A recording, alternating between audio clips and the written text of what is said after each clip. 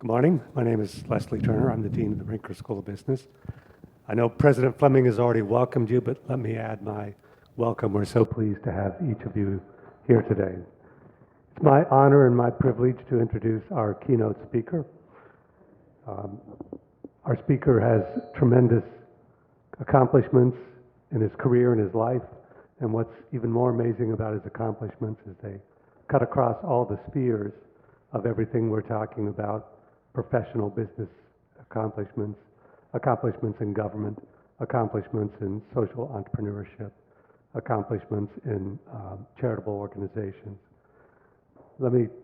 He has accomplished so much, do not have time to go through everything, but let me give you some of the highlights of Mr. Mark J. Lane's professional accomplishments. He's a nationally recognized business and tax attorney, a mastered registered financial planner, a registered financial counselor, and a certified investment specialist.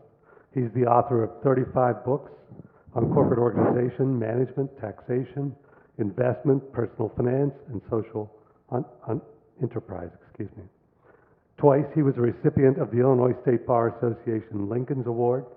Mark has taught law at Northwestern University School of Law and Business in the MBA program at the University of Illinois. He's a pioneer behind the advocacy investing approach to socially responsible and mission-related investing. He's a past director of Social Enterprise Alliance, the National Association of Enterprising Nonprofits and Social Purpose Businesses. He spearheaded the launch of its Chicago chapter, and he serves as president and a director. He's also chaired SEA's affiliate, the Center for Social Enterprise Accreditation. By appointment of Governor Pat Quinn, he chaired the State of Illinois Task Force on Social Innovation, Entrepreneurship, and Enterprise. Also by appointment of Governor Pat Quinn, he was a commissioner of the Serve Illinois Commission. He is the force behind Illinois' low-profit limited liability company, which is L3C legislation. He's been instrumental in promoting L3C legislation in other states, authorizing this new hybrid business form, which can leverage foundations, program-related investments, and access trillions of dollars of market-driven capital for ventures. He's consistently earned AV preeminent rating in Martin Hubble Legal Directory, the highest ranking awarded. They've also included him in its bar registry of preeminent attorneys, which is a testament to the fact that Mr. Lane's peers rank him at the highest level of professional excellence. He's the author of 35 books, many of which focus on things we're talking about to here, just as one example: social enterprises, empowering mission-driven entrepreneurship. Please welcome Mr. Mark Lane. Thank you very much. And if I could give you just one very small token of our appreciation, a Palm Beach Atlantic That's very hat. kind of you. Thank you. Thank you very much. And thank you for your very gracious introduction. You're welcome. My mother will be very proud. Well, it's a delight to be with all of you. And my interest in social enterprise and impact investing is very deep. And much of it is born of the tragic circumstance that too many of us live on the outskirts of hope. In the United States, there are 50 million people living below the poverty line. And we're facing all kinds of other social problems as a consequence of poverty, but as a consequence of other realities that each of us has a responsibility to help address. The social sector is under enormous stress, as I think we all know. Those that are heavily dependent on government grants, government contracts, no longer see that money as reliable. Similarly, philanthropy is not up to the task of addressing the deepening challenges we all face as a society. So increasingly, nonprofits are developing businesses which themselves allow the diversification of revenue while at the same time driving mission. And also, for-profit social purpose businesses are pursuing market-based solutions to social problems. In each case, we're talking about collaboration. We're talking about collaboration between nonprofits. We're talking about collaboration between for-profit and nonprofit ventures. And to me, the answer is a simple one to state, a difficult one to implement, and that is to give each the benefit of its bargain. So what I'd like to do is share with you a few examples of clients with whom I've worked that I think have successfully accomplished what I've just described in terms of contributing to an ecosystem of social impact and social innovation. And although I do this work all over the United States and beyond, I thought I would take this opportunity to share with you some Chicago-based stories so that some of the local clients that I serve can have their stories told to the broader audience. While in office, Mayor Daley was known as the sustainability mayor. The picture next to him is the roof of City Hall, the green roof on City Hall, thanks to him. But he's also responsible for bike trails around the city. He's responsible for plantings up and down LaSalle Street and the major streets downtown that now have plantings and really are not only important in terms of environment and ecology, but in terms of the way in which we live as Chicagoans. He's also responsible for the $1 billion-plus Millennium Park. And he continues now, after retirement, to have a significant interest in sustainability. But there's another factor that has influenced the creation of the social enterprise that I'm going to describe of his, that I am privileged to represent. And that is, he was very frustrated by the vagaries of the municipal procurement code. That is, the process by which cities evaluate, approve, and implement major public projects. He shares with the mayors of all big cities and the governors of all states and the folks running federal departments and agencies the frustration that it's awfully difficult to make the business case, fund the business case, to demonstrate the importance of public projects, and then get them through the bureaucratic mire that leads ultimately to the implementation of major projects. So we created for him the Sustainability Exchange, which is a low-profit limited liability company, the only for-profit business form in the United States that permanently and irrevocably places mission above all other objectives. And it was important to the mayor that not only he would talk that way, but walk that way, and ensure that the DNA of the structure that we created for him would in fact be a reflection of his commitment to mission. So we put together an L3C. There are now 1,500 L3Cs around the country, and although Florida does not yet have an L3C law, I hope I can help change that. Nevertheless, Floridians may create L3Cs, registering it in a state of domicile that permits low-profit limited liability companies, and then bringing it home as a foreign entity, just the same as you would have Delaware corporations operating in Florida. So the items I'm going to tell you about L3Cs are available here and now, and each and every one of them is. But let's talk about what the Sustainability Exchange does and how it works, and how it becomes a public-private nonprofit collaboration that works and is scaling up. So what Mayor Daley does is he knocks on the doors of big city mayors and he says, Your Honor, what major infrastructure project would you like to see here?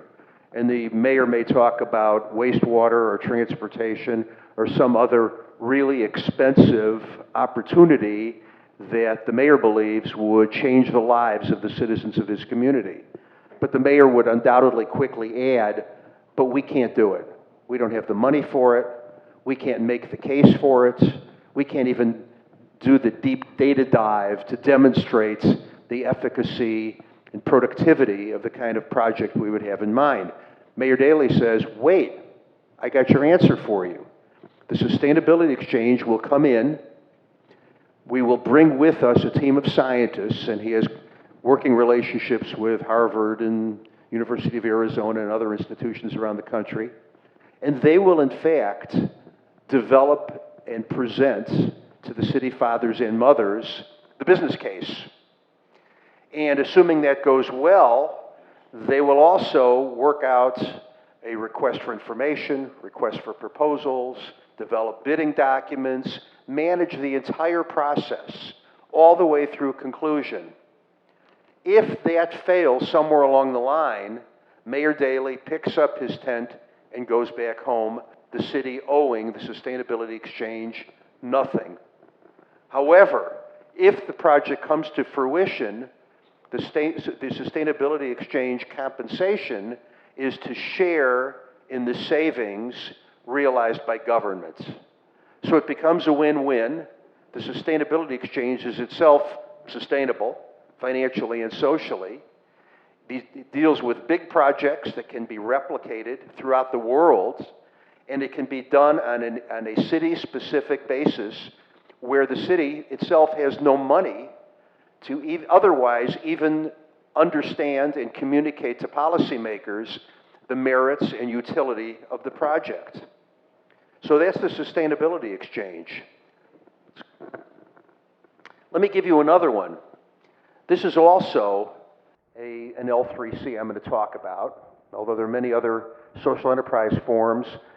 Some of them, like the Benefit Corporation, are being embraced throughout the United States. Others are state-specific. And today we have quite an inventory of business forms and legal structures and funding models available to advance the goals of social enterprises. This next example, and again, I'm only dealing with Chicago examples today, unless you ask questions about others. You all know, I'm sure, that the attorneys general joined forces to go after the predatory mortgage lenders and came home with lots of money to share locally. The first tranche of that recovery for the state of Illinois was $70 million. Lisa Madigan, the Attorney General, decided to use that money to advance the cause of housing counseling.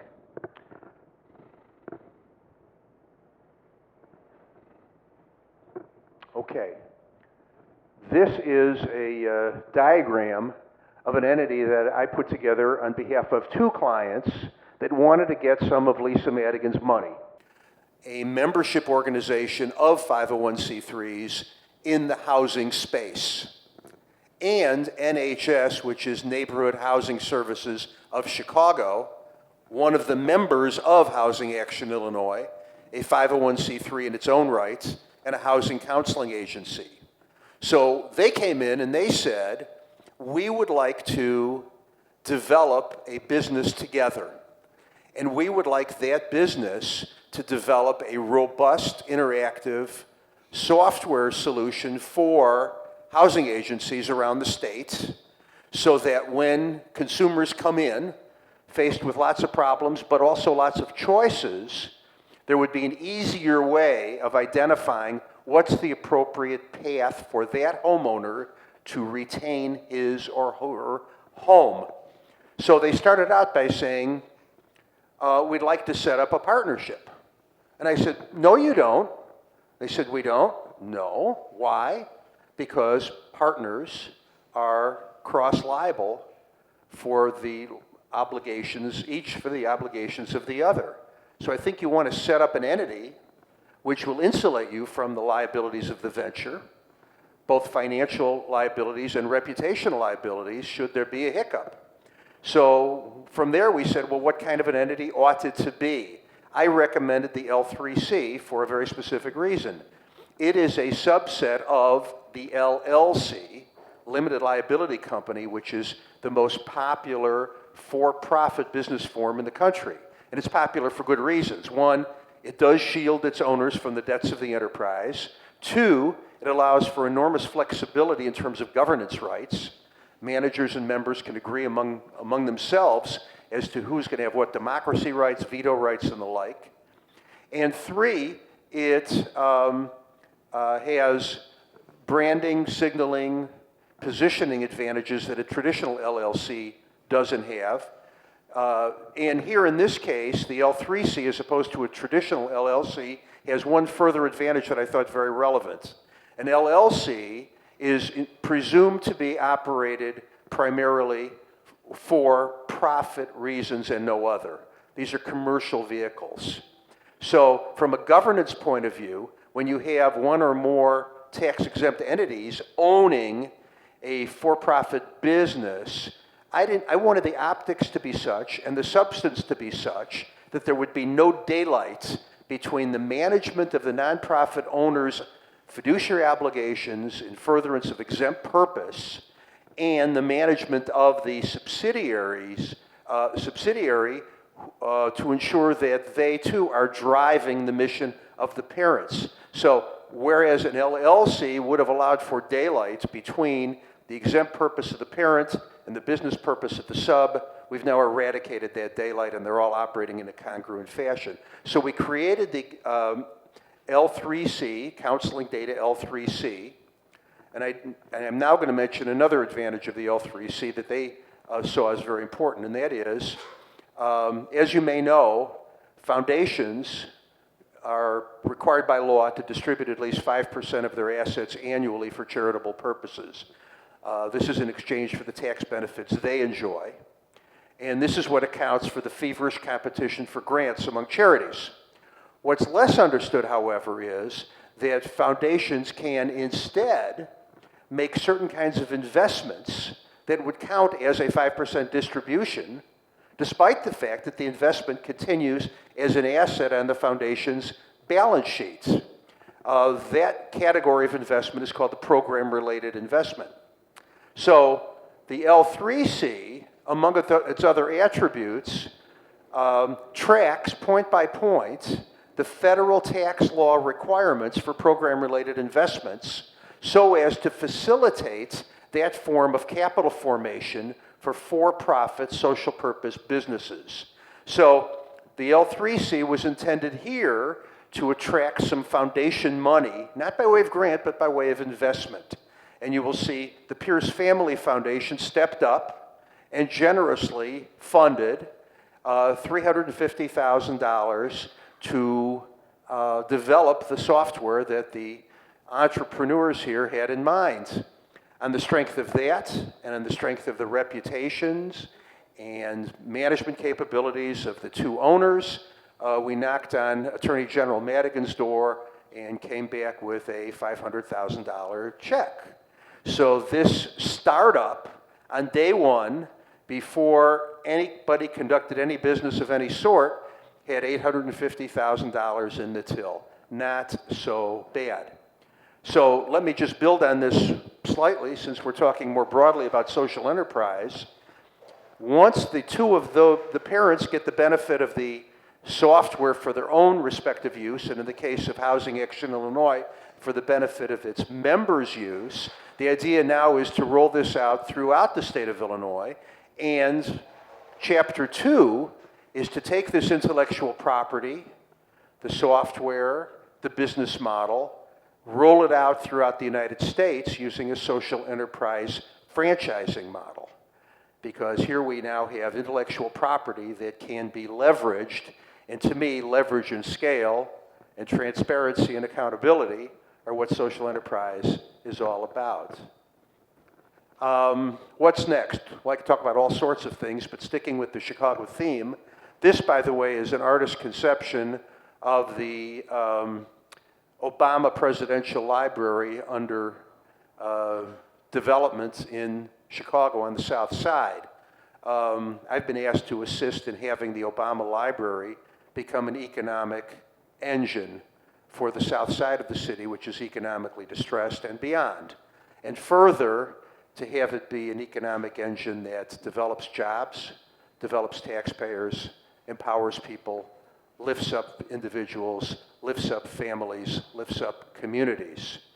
And we're looking at such things, for example, as worker-owned cooperatives adjacent to the library and presidential center. And one of the appeals of that model is that we will be able to leverage place-based anchor institutions including the library and other institutions near it, like hospitals and museums and universities.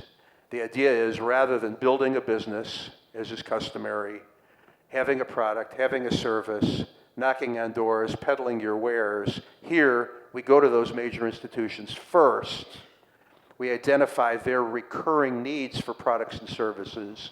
We ask them, in furtherance of their corporate social responsibility agendas, might they consider patronizing newly created, empowering local businesses to address those needs. We then start with structural revenue from reliable customers, which allows us to build business and bring in people who are underemployed or unemployed, give them the skills. We're working, in fact, with unions to make that happen, reimagining and reinventing unions, and then having those worker-owned cooperatives give self-respect to people that otherwise are outside the economic mainstream and give them an economic future of which they can be proud. There are examples of this sort in other cities throughout the world where, for example, green laundries are created in this fashion, or hydroponic gardens for produce that might now be made available within hospitals and universities, solar farms, and all those sorts of things are on the drawing board. So that's some of the stuff going on in Chicago, and I hope some of the Chicago-based stories are inspiring to you, and at least inspiring of a question or two if you have any. So thank you so much for your attention. Thank you.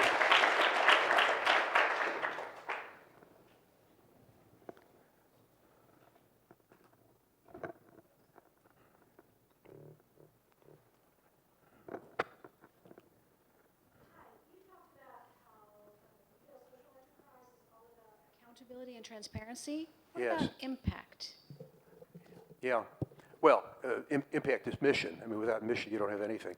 I was really differentiating it from traditional businesses where so much of what's being done is opaque, and so much of what's being done is to enrich executives, and so little is being considered. And when I say accountability, to me that means impact in the context of the social enterprise, accountable to beneficiaries and society at large.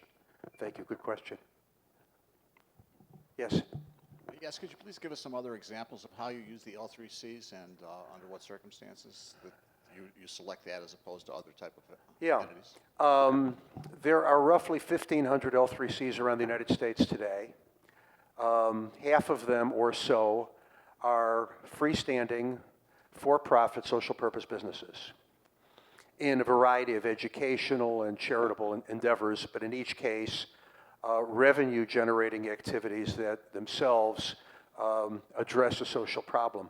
The other half are tied to 501c3 organizations, and about half those are tied to pre-existing 501c3s who have considered moving forward with the creation of a business, and there is a process that my firm undertakes in kind of evaluating what kind of business makes sense for given nonprofit, but typically we'll look at the organization's core competencies and its underutilized assets, and from that naturally will flow a business opportunity, and the L3C may become a subsidiary or affiliate or strategic alliance partner with the 501c3. And the other half of those attached to 501c3s, or let's call it a quarter of the whole, we have a 501c3 and an L3C created in tandem.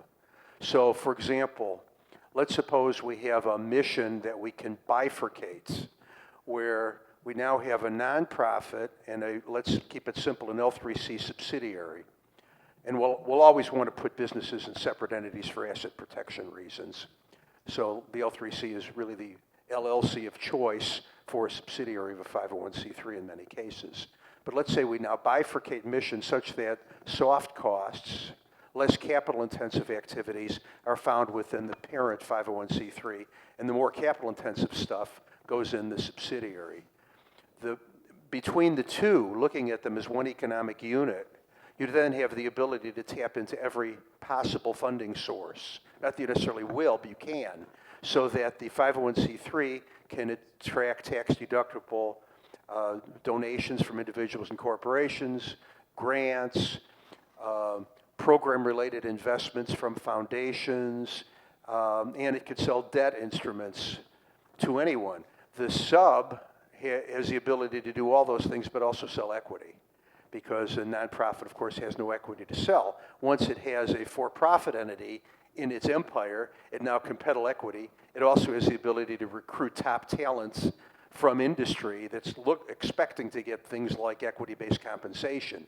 So you're now more on an even keel with businesses that are, in terms of gaining talent and positioning yourself for real growth. But these examples are really all unique. I just did one, I'll mention it too. This is a foundation, happens to be an operating foundation, a charity, happens to be in a suburb of Chicago called Little City Foundation. Its population are folks that have intellectual and developmental disabilities, and they have residential facilities and workforce development facilities and so on. It's been around for over 50 years. And they were looking to diversify revenue and serve their population more broadly and more deeply. So we came up with the idea of creating a staffing agency. But the problem was they didn't know anything about staffing agencies. And I'm not one to say, well, you don't know anything about it, let's go learn.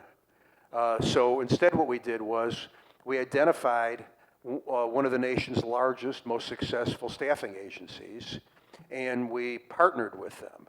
So we created an L3C subsidiary for Little City, which is controlled by Little City. The tax-exempt laws would require in this circumstance that the charity control the for-profit subsidiary. The staffing agency became a minority owner. They already had the infrastructure, they had the personnel, they had the know-how. So we took the idea of the Little City's population, but we thought on a staffing agency basis that would be too limited.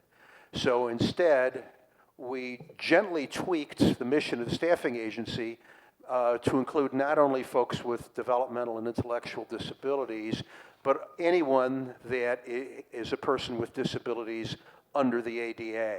And this will now be, I believe, the nation's first staffing agency for that population.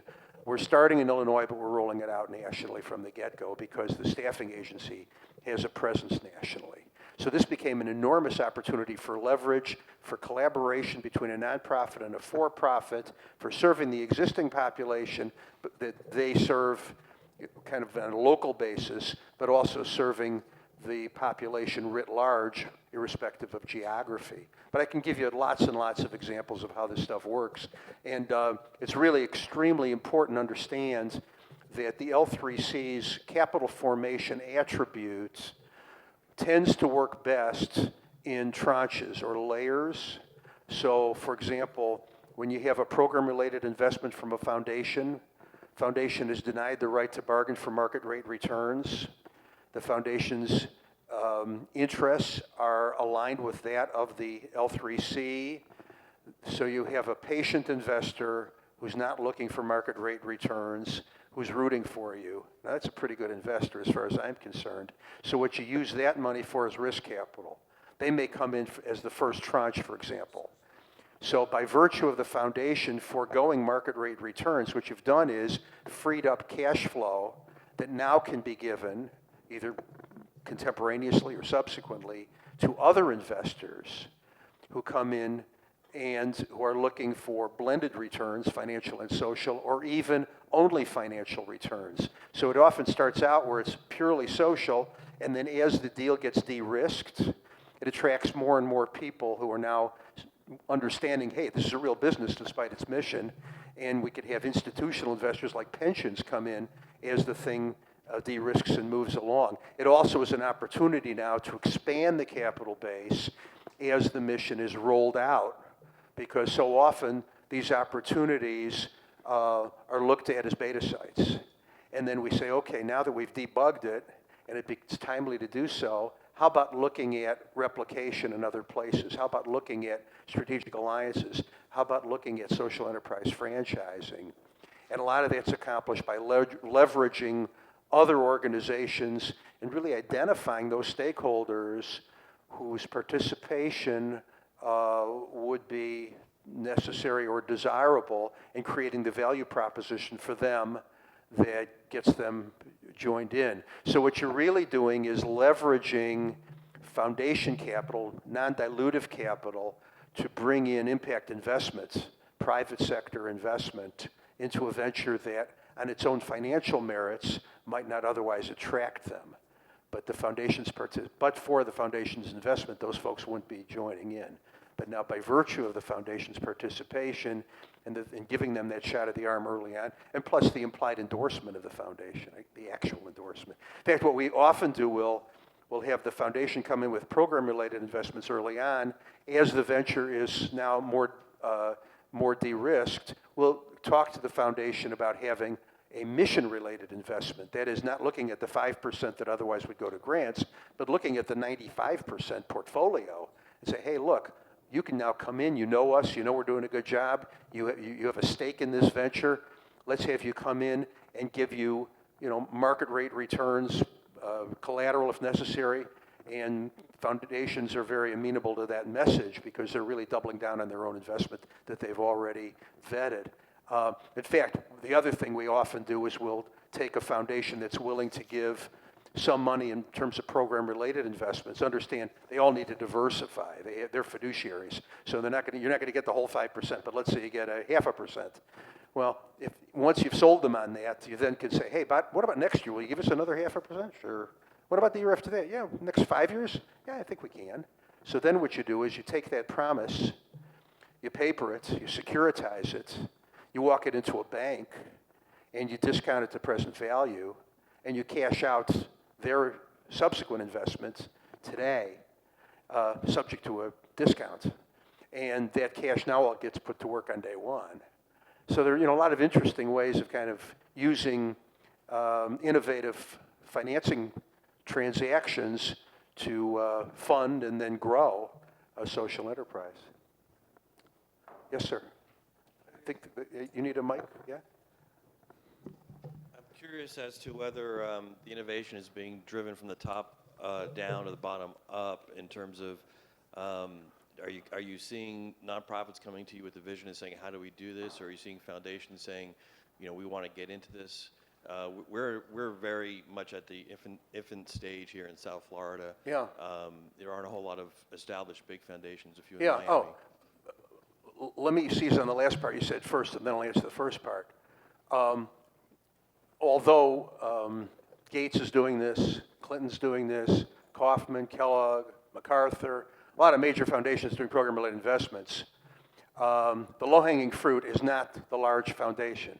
The low-hanging fruit is the family foundation, because often the family foundation will have been created by an entrepreneur who owns a business in anticipation of a liquidity event and is told by his tax lawyer, hopefully, or his accountant if not, that, if you set up a foundation, you dump some of your stock in the foundation and let the foundation do the selling, you'll escape capital gain tax on the sale. You then can use the foundation as your charitable entity that otherwise would have been making your, giving money to your church or buying opera tickets or, that sort of stuff.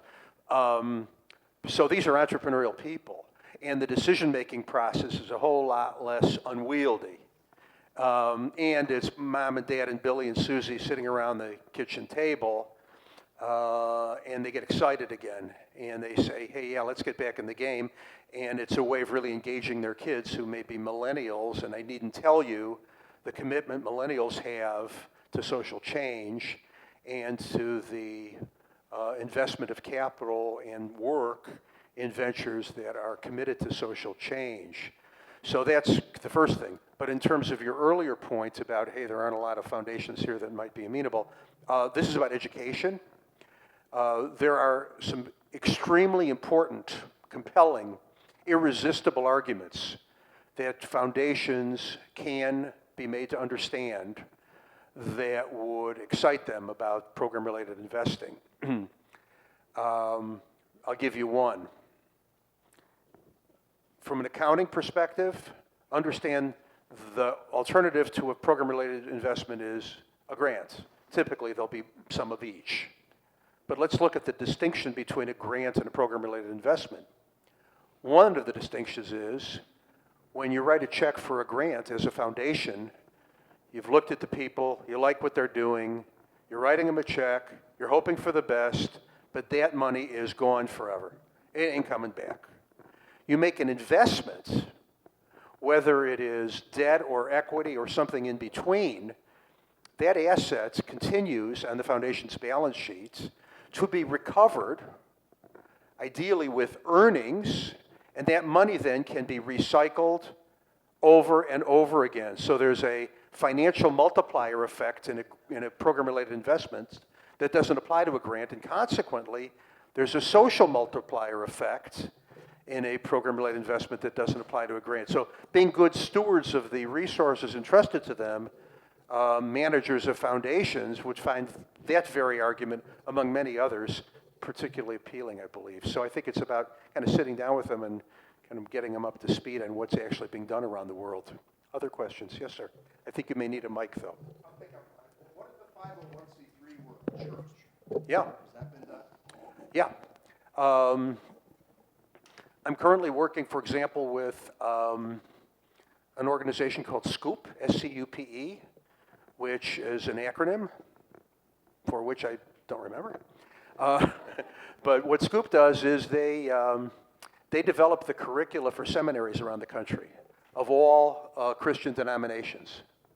And they want to diversify their own revenue. They're a 501c3. And they want to do so by teaching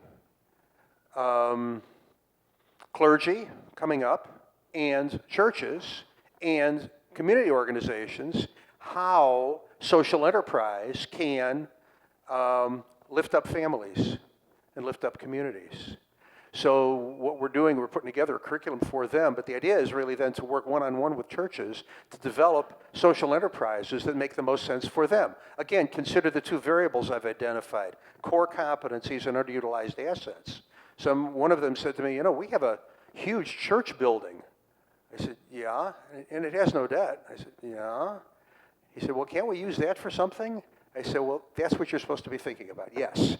And there are ways of kind of identifying, you know, through a feasibility study and a business plan. It could be lean startup, but you still need to go through the same intellectual steps and strategic and tactical thinking.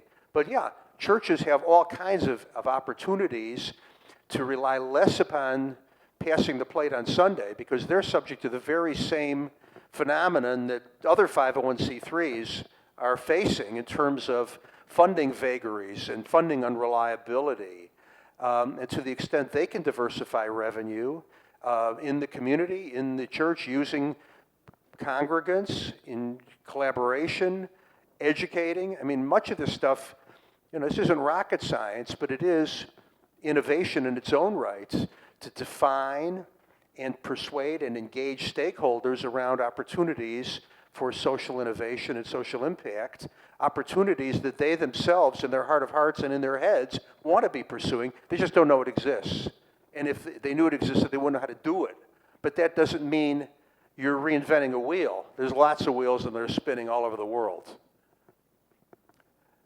You guys fight it out. You got two hands up there. Does the L3C with a 5013 investment have any limits on profits and dividends of distribution yeah. of any kind? And also, is it No, subject let me answer that because I'll forget the first one. All right. I'll come back to you, though. Although I wrote the laws in Illinois and some other places, too, I guess I had a hand in all of them, I didn't name it. The Low Profit Limited Liability Company is not a great name. There's a historic reason for the name, which I'll get to. But the point of it is not that the venture is precluded from making money, and a lot of them are making a lot of money. I think the examples I shared with you today, you can connect some dots and realize it's probably pretty financially worthwhile in addition to the missions that are being pursued. The low profit notion came from this. From a public policy point of view, if you have investors lined up, ready, willing, and able to fund your venture on the strength of its financial merits, the government ought not be subsidizing capital formation for you in the form of allowing foundations now to step in and instead of giving a grant to some charity, now can fund this thing. And what I'm describing applies whether it's C3 connected or standalone. So what really is intended here is, based on the financial assumptions, reasonable financial assumptions, these are ventures which, on their own, looking only at financial returns, not social returns, they would have a very hard time getting enough money to really get going, operational, and sustainable. So the government is stepping in, allowing money that is subsidized in the form of foundation capital to come into the social sector for entrepreneurial activities that drive positive social change, because otherwise, either government would do it, or if government can't do it, it wouldn't get done, or charities would do it on their own, and if charities couldn't do it, it wouldn't get done at all. And then finally, if business would do it, and by definition, I've now described, business can't make the case unto itself. So these are either going to be ventures where they are speculative, and therefore you can't get the risk capital because you can't guarantee them the rewards that they would need to put their money here versus there, or the payout is of a longer term. So again, financial first investors may be disinclined to invest. Having said all of that, there is no limit on how much money they make. There's nothing negative that happens prospectively or retrospectively if they make a lot of money, and indeed a lot of them are already making a lot of money. Interesting, interesting. Well, what about VIE complications? What about what? Yeah, variable entity interests. The VIE interest across, you know, like if there's owners that own the foundation and the entity, you see, you know what a VIE is? I'm not by that term, I don't. Interest. Okay, no problem. It's where you've got 2 or 3 companies own stock in one person, like if he's donating to, you know, his own ministry. Yeah. No, obviously there are issues of self-dealing, private inurement, private benefit, commercially reasonable arm's length. There are certain federal tax standards and state fiduciary law standards that apply, but those apply in any venture in which a nonprofit's going to be involved, or in any transaction in which a nonprofit's going to be involved. Other questions? I think we've done it. Well, thank you all. Appreciate being with you.